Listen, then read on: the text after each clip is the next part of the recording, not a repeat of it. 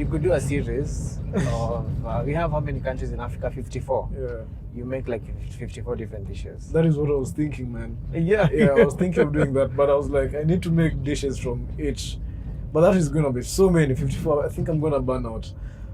Nikimaliza, I'm gonna be quiet till next year. but you could do it for like a year.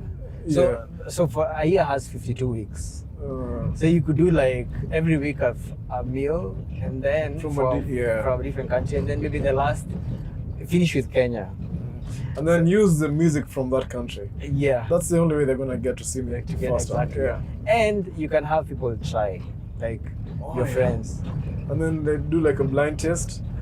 Yeah. Or you can have like a specific group of people to try all meals, like throughout the year, and then they can be rating them. So you can have like a chart with the countries, the flags. Yeah. And so they keep moving the pins or the charts based on how they rate the food. I feel like that would be very good YouTube content. Yeah. It would be very interesting. And then now IG would get something different.